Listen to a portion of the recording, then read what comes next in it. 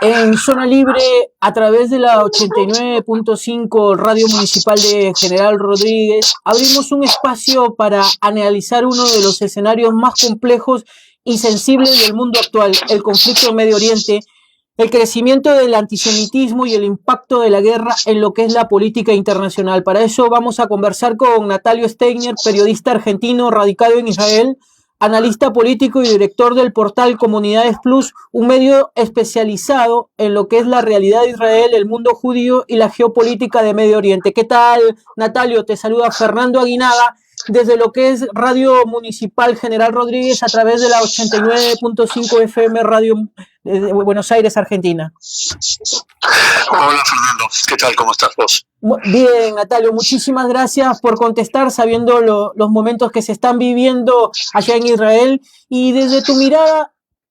viviendo ahora en Israel, ¿cómo describirías hoy el clima social y político que se vive en el país? Allá me refiero a Israel. En principio, obviamente, tenemos que dar cuenta que Israel está enfrentando una guerra difícil, una guerra complicada, con un rival como Irán, que se ha venido armando ya hace muchísimos años y que no solamente ha amenazado verbalmente con la destrucción de Israel, sino que ha operado para hacerlo en tres áreas. Por un lado, obviamente, lo que fue después del 7 del 10 del 23, los ataques a Israel con los llamados proxies, es decir, los grupos cercanos a Irán, sean países o sean organizaciones terroristas como Hamas, Hezbollah o los propios Houthis en el Yemen e Irán mismo también, que han habido dos ataques importantes en el transcurso de ese tiempo. Por un lado esa situación, que es una situación que marca obviamente al país, pero por otro lado la sensación de que este es un hecho que tarde o temprano debía ocurrir, porque el año pasado lo que hemos visto en la guerra de junio del 2025, también un enfrentamiento contra Irán de menor intensidad, este es más intenso aún todavía. Lo que hemos visto es, por así decirlo, en términos futbolísticos, si se me permite, eso fue un primer tiempo. Lo que vemos ahora es el segundo tiempo, y el segundo tiempo ha nacido porque en el medio, en el entretiempo, Irán ha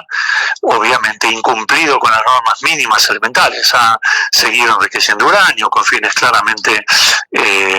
intenciones de formar una bomba o algún artefacto nuclear, tiene un uranio enriquecido a cerca de 460 toneladas, o kilos, perdón, que no ha permitido el acceso al mismo a los inspectores internacionales de Naciones Unidas, y ha desarrollado un sistema misilístico que ya había venido desarrollando de antes, muy letal. En este momento, justamente para Israel, es más complejo, o es una prioridad más luchar contra el sistema misilístico que el tema nuclear, que puede llevar un par de años, 2, 3 años, el desarrollo de un arma así. La intervención norteamericana, obviamente, al igual que en la guerra anterior, aunque fue más tardía, esta intervención norteamericana fue altamente motivadora y muy importante también, porque los norteamericanos, el gobierno de Trump en general, entendieron que para encontrar una solución definitiva al problema de Irán hay que desarmar el régimen. Si no se desarma el régimen y si no se cambia el régimen o si no se modera el régimen, una guerra más, una guerra menos es lo mismo que nada, porque en 1 año, 2 años o lo que fuere, Irán va a estar de vuelta armado hasta los dientes. Y por lo tanto se lleva una cuestión distinta, definitiva y concreta de apoyar, de ayudar la iniciativa israelí respecto a cambiar, eliminar este régimen que desde justamente fin de diciembre del 2025 ha mostrado su rostro más feroz, oprimiendo ya no a otros, sino a su propia población civil que protestaba por las carencias propias de haber apostado $1.000 millones al año para financiar al Hezbollah en el Líbano y hambrear básicamente a su población. Acá en Israel el 80% de los habitantes del país, en forma expresa, abierta, proclama que están totalmente de acuerdo con el conflicto militar que se ha desatado para poner fin a esta amenaza latente, y el Estado de Israel no puede vivir con Irán como si fuera una espada de Damocles por encima, y por lo tanto apoyan incondicionalmente el esfuerzo militar que se está haciendo. Inclusive la oposición, que ha sido muy crítica del gobierno actual en muchos sentidos, también está apoyando la operación militar. Inclusive hay sectores de la propia oposición que tiene una línea aún más dura que la propia línea que el gobierno, que ya de por sí es una línea bastante dura en general que lo gobierna. De manera tal que acá estamos, entre comillas, conviviendo con los misiles que disparan todos los días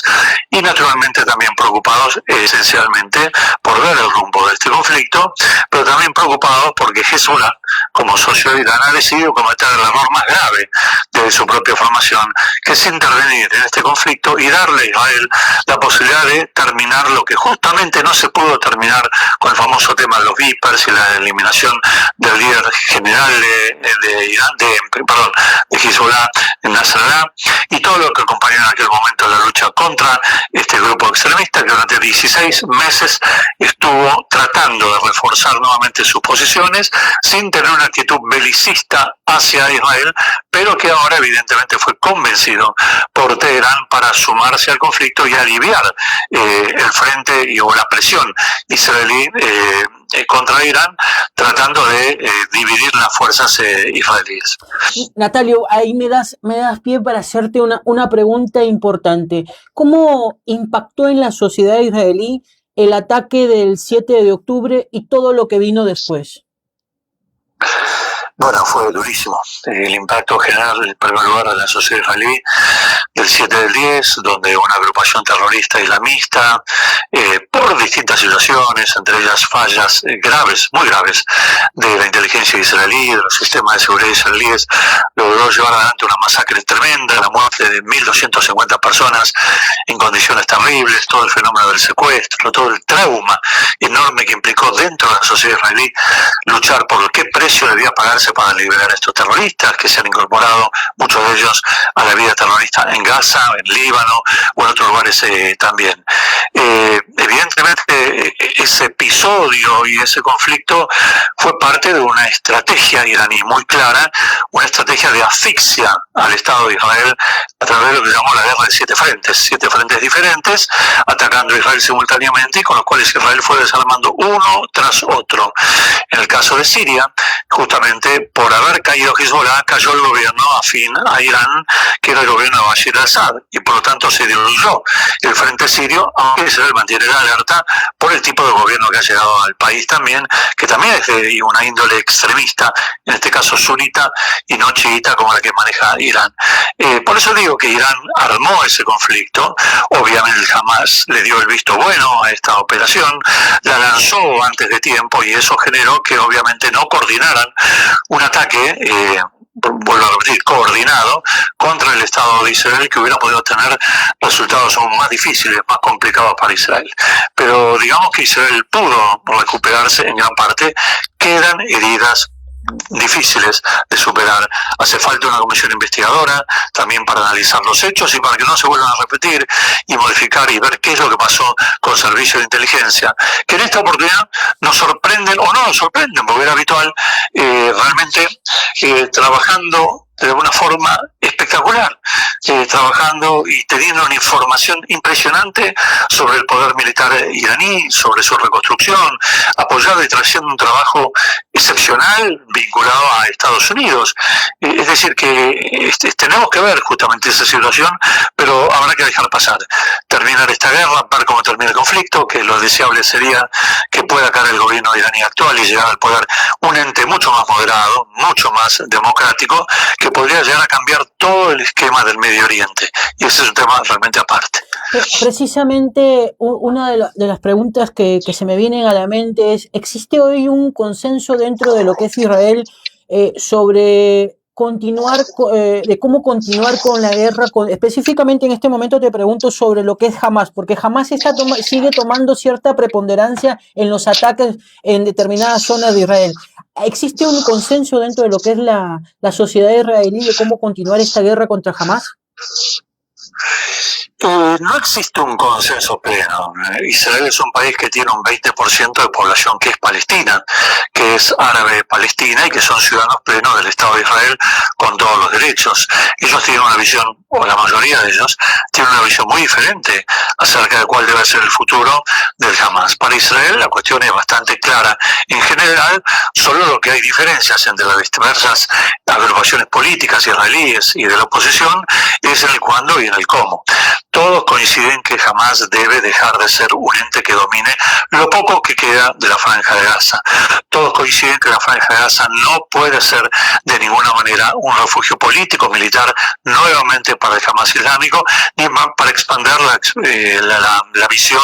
de vida de los propios iraníes, como sucedió en ese entonces o como viene sucediendo desde hace bastante tiempo. El tema es que, la intervención norteamericana en Gaza ha sido tan profunda que de alguna manera Donald Trump también ha condicionado las respuestas israelíes diciendo, momento, vamos a esperar, vamos a darle jamás un plazo para que se desarme, el famoso plan de los 20 puntos de Donald Trump de hace ya varios meses atrás, de octubre del año pasado,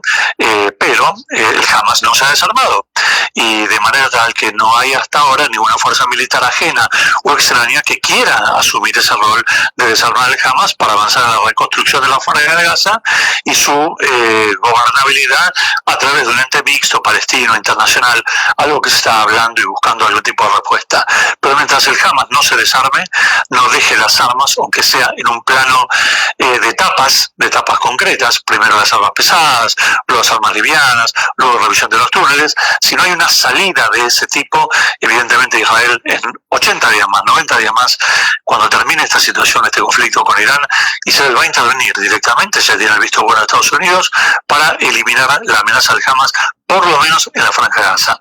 No así Judea y Samaria, donde su influencia es menor, pero de alguna manera está condicionada por otras situaciones políticas que tienen que ver con la llamada Autoridad Nacional Palestina, que es un referente político, pero también terrorista, pero más moderado, por así decirlo, y cuesta que el mundo occidental lo entienda esto, y ver cómo va a evolucionar la situación y la relación con ellos. Natalio, en todo el contexto de lo que se vivió el 7 de octubre y lo que se vive actualmente, lo que es la guerra con Irán, ¿cómo está hoy la figura de Bibi Netanyahu? Bueno, es una pregunta muy interesante. La verdad que Netanyahu sigue siendo un personaje sumamente controvertido, porque si bien es cuestionado por muchas cuestiones que tienen que ver con su forma de gobernar, con cierto nivel de patriotismo que pareciera a veces chauvinismo, con una coalición de gobierno muy compleja desde el punto de vista de la derechización, con relaciones tan estrechas con aliados del mundo que son más conservadores, pero que realmente han apoyado plenamente a Israel, y por lo tanto se entiende. Y por otro lado tenemos además Netanyahu, que está afrontando causas judiciales vinculadas a temas de corrupción aún no probadas, pero además de eso está la otra imagen de Netanyahu, la imagen de que no hay en Israel ninguna figura política en este momento, ni de su partido, ni de la coalición, ni de la oposición, que pueda reemplazarlo en su carisma, en su don de manejo interno y externo, en sus relaciones privilegiadas con Estados Unidos, en la visión global que ha tenido respecto a la amenaza de Irán, por dar un ejemplo. ¿Y qué ejemplo doy con esto? Y Netanyahu viene denunciando que Irán va a ser un problema y un dolor de cabeza para Israel, para Occidente, para distintos lugares desde hace más de 20 años. Han pasado jefes militares, han pasado ministros de defensa, han pasado muchos referentes en Israel, y Netanyahu ha sostenido, y escucha la cifra, 1000 reuniones de seguridad y políticas y militares vinculadas solamente al tema Irán. Solamente el tema Irán. No hay hoy en Israel alguien tan experto en lo que tiene que ver con lo que es Irán y lo que son las potencialidades de Irán, y por eso básicamente esta cuestión. Pero eso, dejemos de lado por un momento eso. Veamos que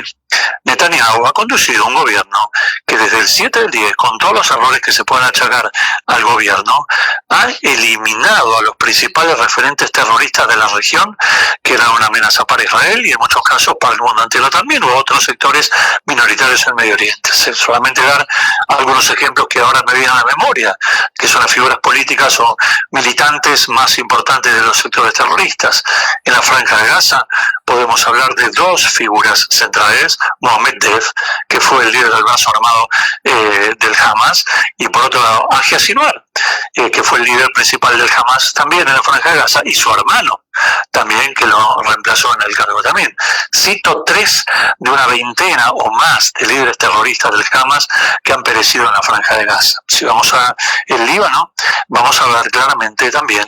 que ha sido eliminado no solo Nasrallah, que fue un referente durante 20 años del Hezbollah y su mentor y su propulsor y una figura tremendamente carismática, extremista, aliada 100% con Irán, y fue por decisión de Netanyahu que se llevó a cabo el operativo general de demolición del búnker donde estaba Nasrallah, algo parecido ha pasado con Khamenei ahora en esta guerra,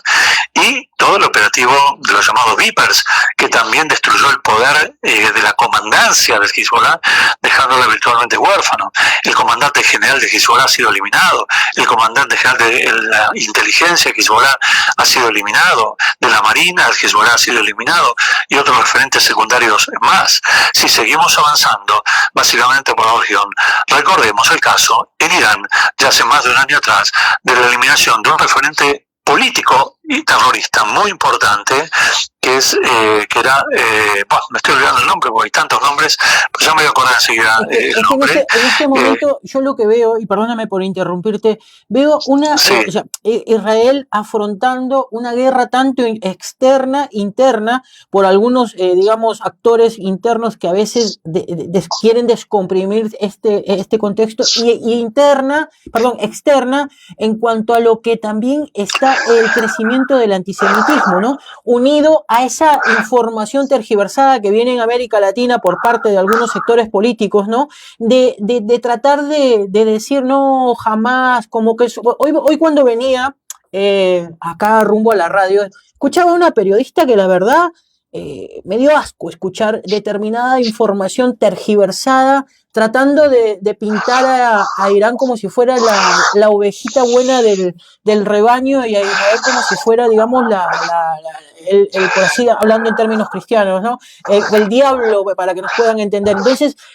ver desde ese punto de vista acá en América Latina como que algunas cuestiones, una gente no lo entiende, porque hay que vivir en Israel, sentir cuando te están cayendo los cuetazos, los bombazos, y la autodefensa que uno tiene como israelí o como judío o como la religión que profeses estando en Israel. También sentirte que el Estado te representa y que te puede defender, ¿no? Porque a veces uno entiende, mataron a fulano, mataron a sutano, pero todos esos personajes son terroristas que matan personas de un lado de Israel, y del otro lado están que lo gozan, y como sucedió el 7 de octubre, ¿no?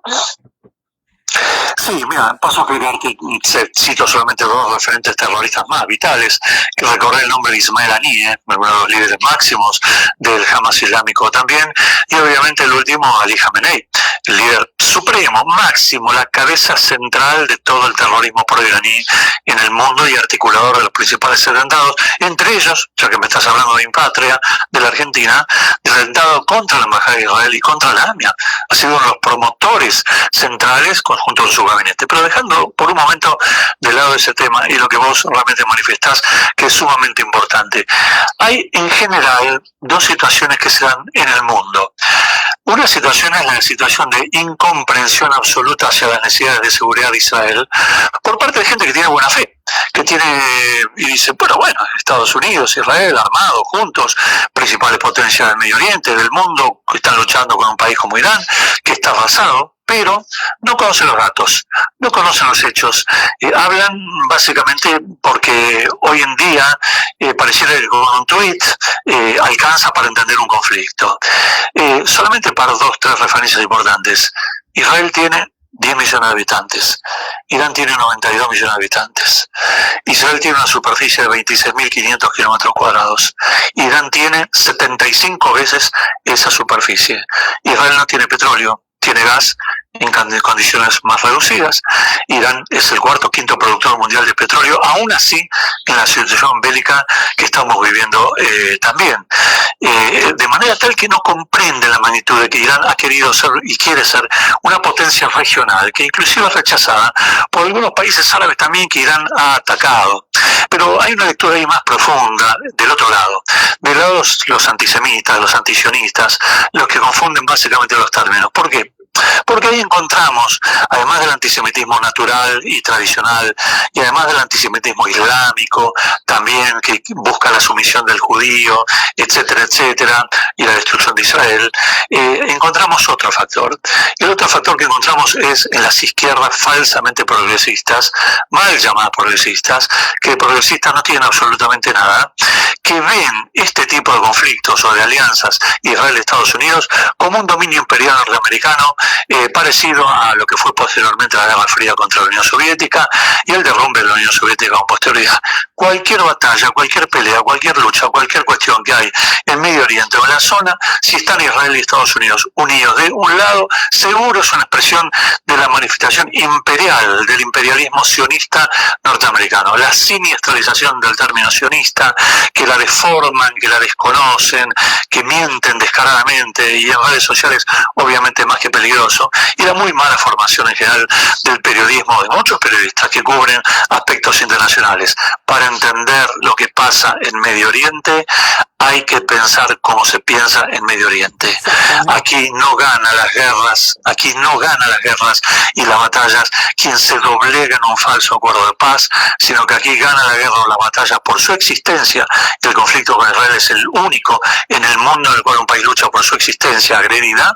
Aquí se gana demostrando que se es más fuerte y demostrando que al ser más fuerte se puede tomar, aunque sea temporalmente, un territorio o dominar a otro país o golpear, como se está haciendo con Irán en este momento.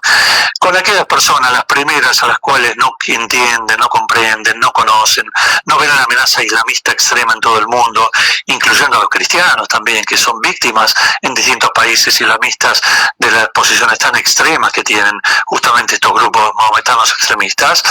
Esas personas que no comprenden hay que educarlas, hay que formarlas, hay que esclarecerlas, una tarea ímproba, difícil, dura, porque uno naturalmente choca con la antipatía de aquellos que presupuestamente son los más poderosos y por lo tanto no se puede estar del lado del más poderoso, sino que se está del lado del más débil, ¿sí? Pero hay que ver qué es debilidad y qué es fortaleza, porque en Israel no hay más muertos por los misiles iraníes o por el Hamas o por Hezbollah, porque el 75% de la población israelí tiene refugios, mejores, peores, más antiguos, nuevos,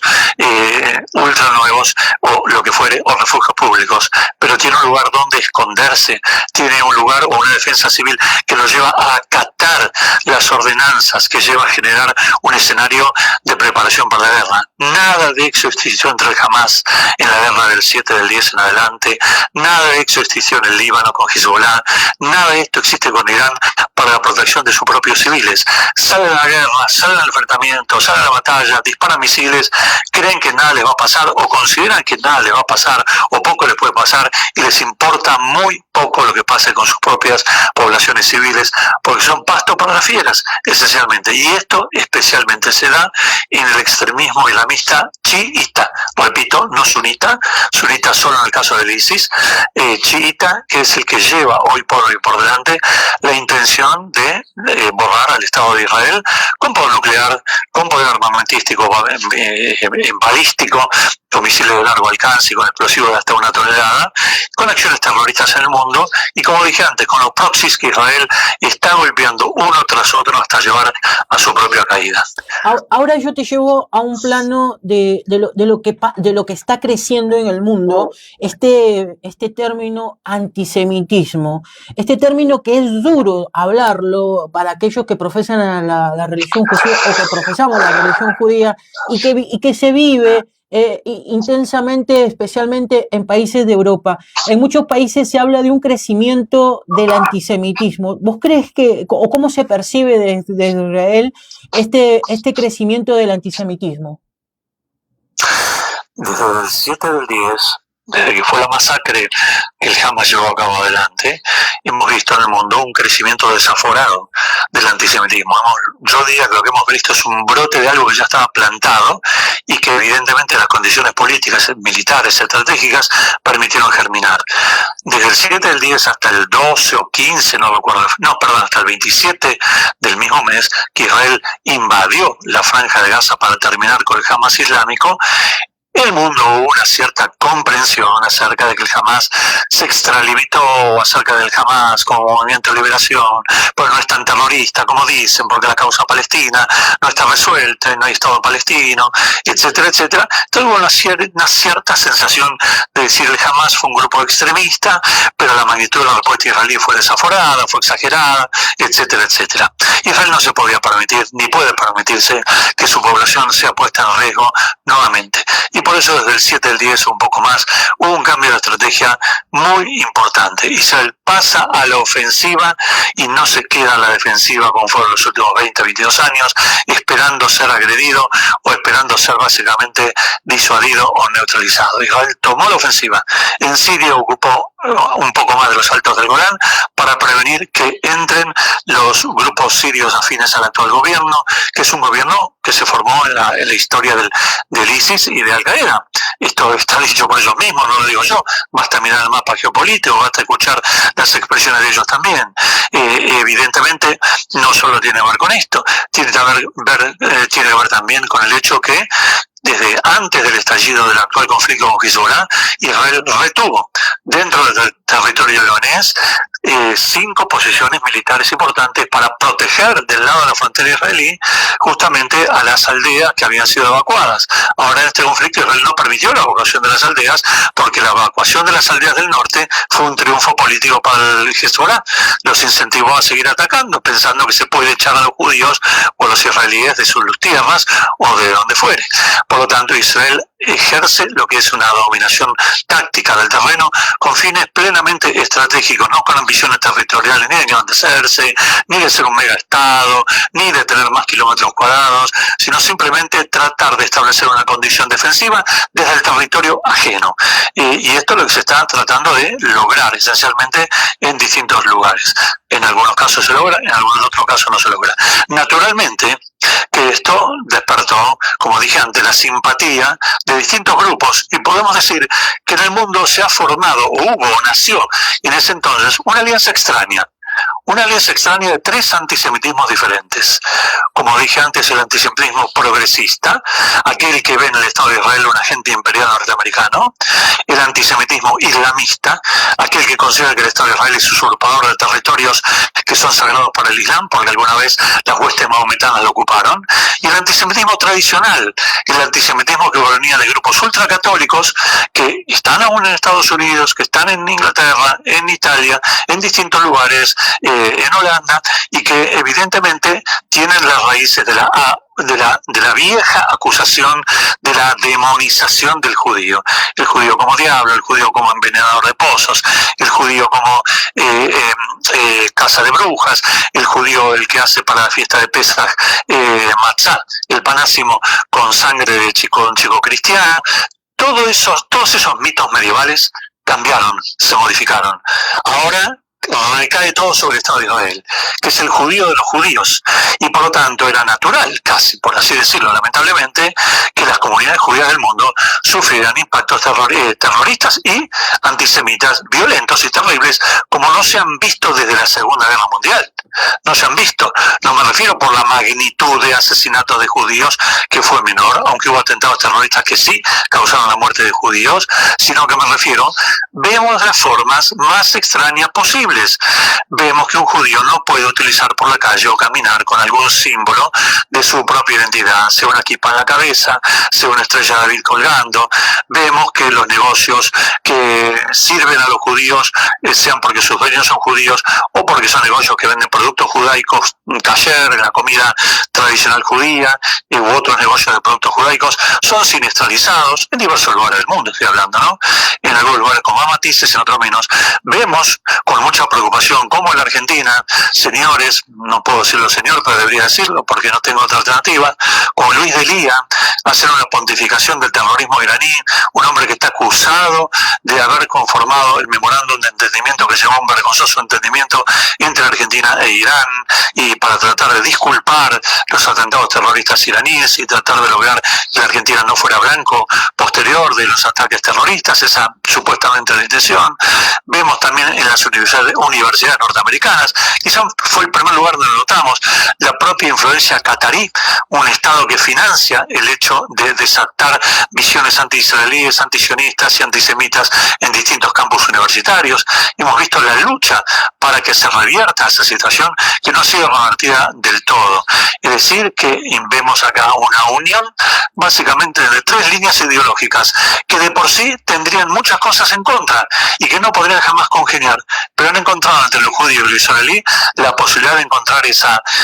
unión, galvanizarse alrededor del viejo enemigo común y utilizando el antisemitismo que tiene más de 2.500 o 3.000 años de existencia atrás, renovado con estos nuevos formatos de los cuales solamente di tibios, pequeños ejemplos, y hay muchísimos ejemplos más en Holanda o en España, parece España, que está haciendo la vida imposible a su pequeña comunidad judía, o cuando compiten deportistas israelíes en el mundo, y que son bastardeados, insultados,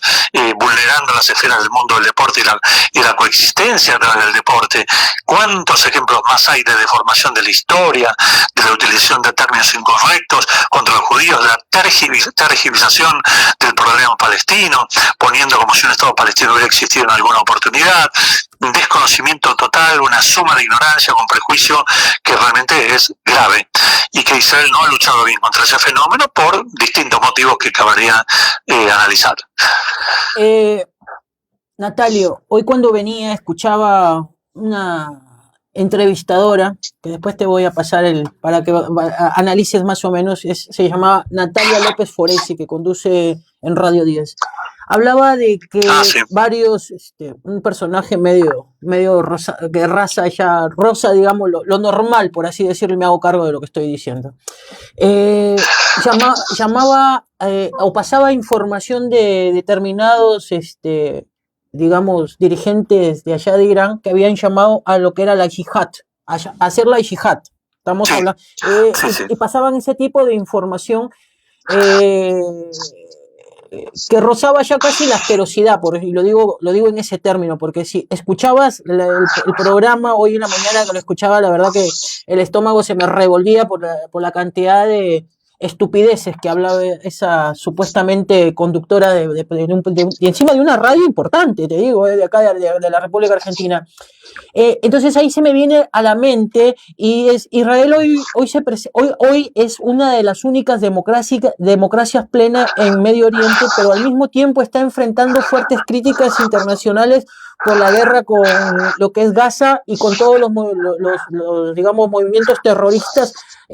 que han sido bancados históricamente por Irán. ¿Crees que Israel está perdiendo la batalla en la opinión pública mundial? Sí, Israel ha venido perdiendo sistemáticamente, no solo desde este conflicto actual, también desde el conflicto del 7 del 10 en adelante, y aún antes, mucho antes. Este es un tema que cuando yo estuve viviendo en la Argentina, di muchas conferencias y hablé mucho sobre este tema. Israel tiene un ejército poderoso, defensivo, excepcional, con una inteligencia increíble, con pilotos que son la mejor fuerza aérea del mundo. Todo eso está demostrado, y todo esto está demostrando claramente que está siendo utilizado para defender al Estado judío, al Estado de Israel. Pero desde el punto de vista de lo que son las argumentaciones, Israel no ha luchado en el mundo contra esta dialéctica perversa de deformación de los hechos y de las concepciones. Esto es realmente increíble. López Foresi hace muchos años ya tiene esta visión tomada también. No entiende ni siquiera lo que es la yihad, porque si ella entendiera lo que es la yihad, si ella va a vivir a Palestina, en Gaza, o va a vivir a Irán, no va a durar 5 días seguidos. Hoy en día, hoy Natalio, perdón por interrumpirte nada más. Hoy hablaba yo con Laura, y cuando veníamos en el auto le decía, si un cristiano, ni siquiera hablo de un judío, hablo de un cristiano o uno que tenga apellido español, estuviera viviendo, porque varios por diferentes dirigentes políticos de América Latina hablan de Irán. Si fueran allá a practicar su religiosidad, digamos, que cristianismo, estarían muertos, ¿o me equivoco? Estarían muertos en Irán. Mira, yo te explico lo siguiente. El cristianismo, en el único lugar del Medio Oriente donde puede crecer, es en la tierra de Israel. En otro lugar se mantiene, como es el Líbano. Y en países como Egipto, los llamados coptos, o países como Irak, el cristianismo está en desaparición. Es más, en la propia zona que domina la Autoridad Nacional Palestina, la ciudad de Belén, que es un emblema cristiano del nacimiento de Jesús de Nazaret, la ciudad de Belén hoy casi no tiene población cristiana. Han sido desalojados a través de la violencia, han sido desalojados a través de los mensajes, de la dialéctica. No siempre la guerra es a través de las armas. Se utilizan otros elementos justamente para crearle la vida imposible a los demás. Los cristianos son minoría en Medio Oriente. Mirá lo que está pasando en Nigeria. La agrupación terrorista Boko Haram, que está afiliada al ISIS, Ejército Islámico, no hace más que atacar aldeas de nigerianos que son de origen cristiano, y los secuestra y los mata y pide rescate, y especialmente toma a las adolescentes, a las chicas de las escuelas, después las canjea o las toma como esclavas. Esto es bajo el Islam extremista esa función. Y es más, lo que te quería decir antes, hoy es el Día de la Mujer, se conmemora el Día de la Mujer, siempre hablamos de los derechos de la mujer, etcétera, etcétera. Las feministas, los pañuelos verdes en la Argentina, en la Franja de Gaza no duran 48 horas, en Irán no duran 96 horas con esa forma de pensar. Los homosexuales en Irán eran o son, no lo sé aún, arrojados de un tercer piso y eliminados, porque está prohibida hasta ese punto de vista el ejercicio de la sexualidad, como si no fuera una cuestión independiente de cada persona hacerlo o no hacerlo, más allá de sus visiones o creencias religiosas. Es decir, esta gente, estos que levantan las banderas en contra de Israel y levantan la bandera de defender a las dictaduras, solamente lo hacen no porque apoyen a las dictaduras, sino porque es más fuerte su mensaje anti-norteamericano, anti-occidental, anti-israelí, que su visión de lo que son aquellos que amenazan el sistema político de Occidente, que está en un proceso de decadencia. Cuando nosotros vemos que un país como Gran Bretaña o Francia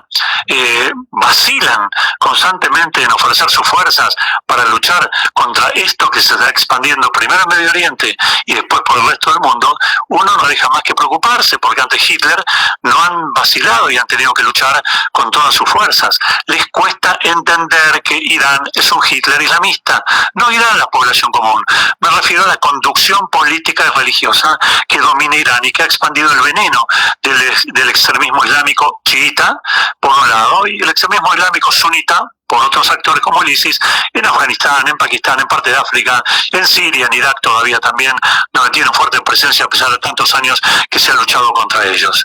Tenemos desgraciadamente una visión muy cejada, porque esta gente mira el Medio Oriente, mira Israel, mira Irán, mira Siria, mira Egipto, solamente a través de una pantalla, solamente a través de un escritorio mullido, de una computadora, donde buscan en redes sociales algunas cosas que le permitan hacer más sencillo, más fácil su trabajo, en lugar de tomarse el tiempo y leer en profundidad el origen, la historia, el desarrollo de este tipo de conflictos que está viviendo hoy el mundo. Natalio, te agradezco muchísimamente el haberme podido contestar la llamada sabiendo la diferencia horaria que tenemos con Israel, y te propongo en una próxima oportunidad volverte a sacar al aire, porque así podemos desasnar a muchos dirigentes políticos que hablan pavadas con respecto a lo que es Israel, a lo que se vive en Israel y cómo es Israel respecto a los demás países que lo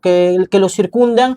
y por sobre todo las cosas que se comprenda y también escuchen esta parte de los periodistas que son argentinos, que viven en Israel y cómo están viviendo en este momento, en esta guerra que tiene Israel con Irán y también con los demás movimientos terroristas que azotan lo que es la independencia y el poder vivir libremente como es vivir en Israel. Así que muchísimas gracias y te estaré convocando para una próxima oportunidad, Natalio.